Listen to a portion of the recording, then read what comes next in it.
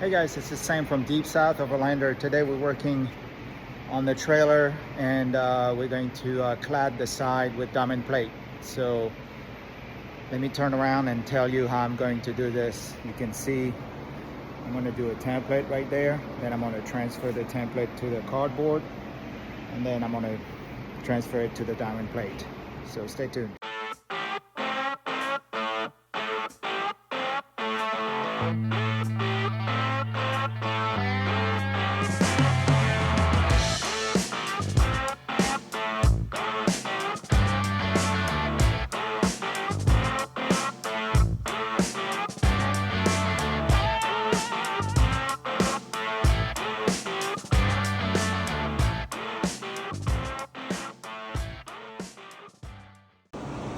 So I'm doing a template here with masking tape just to get the nice round area because I'm going to apply the diamond plate right there. So I'm going to do a template with the tape.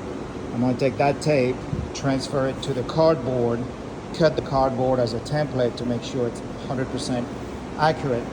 And then I'm going to go ahead and cut the diamond plate and then I'll assemble it.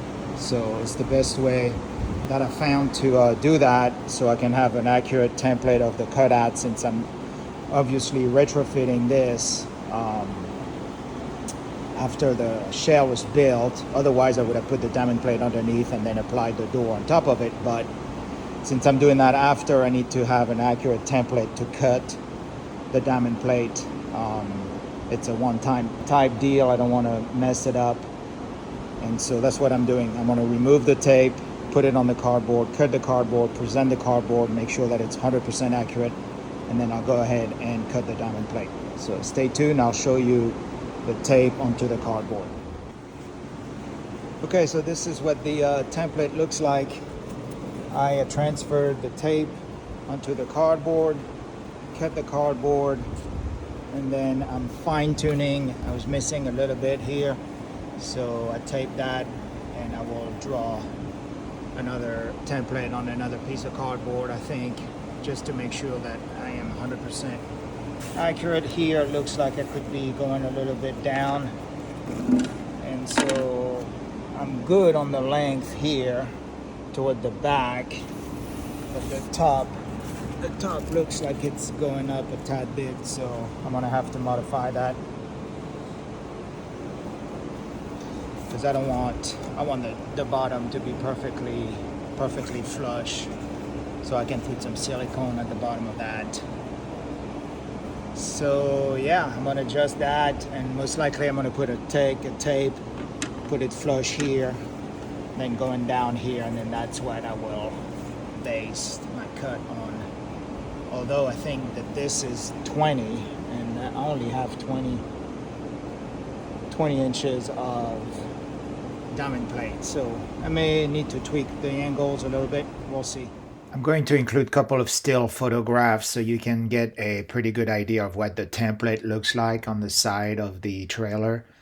I'm sorry about the portrait mode on the video this time, but I was shooting this with my iPhone, and evidently I don't realize that I'm shooting it in portrait and it doesn't look really good. So I'm going to include a few still shots again to show you how the cardboard template works, and then we'll resume the video. We are using a jigsaw with a metal cutting blade, and I'm supporting it with 2x4 so it doesn't vibrate too much.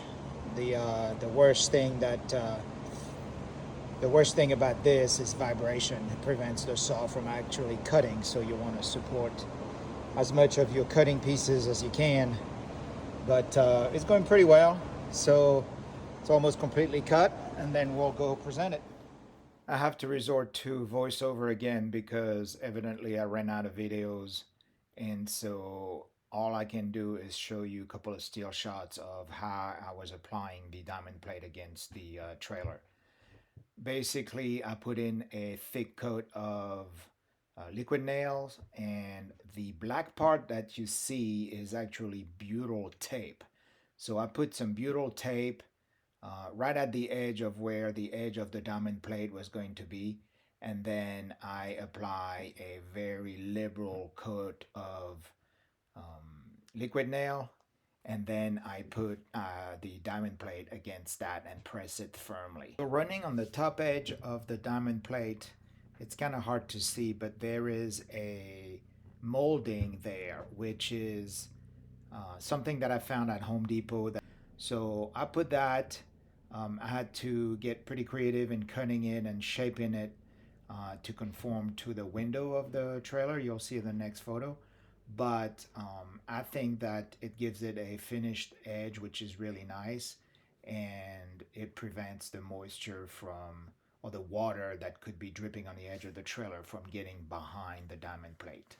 Once I firmly press the diamond plate against the liquid nail on the side of the trailer, I then use some roofing self-tapping screws that have a little rubber gasket behind the washer, and they're about an inch long, and I secure those. I drill those directly through the diamond plate and the plywood of the trailer, and that secures the diamond plate perfectly against the side of the trailer, preventing any moisture from getting in. So there you have it. This is what it looks like when it's all finished, and I'm quite happy with it. I still have to put a little caulk at the bottom of the diamond plate where it meets the actual step, but overall the finished product is really clean, and I have zero fear that moisture will get behind the diamond plate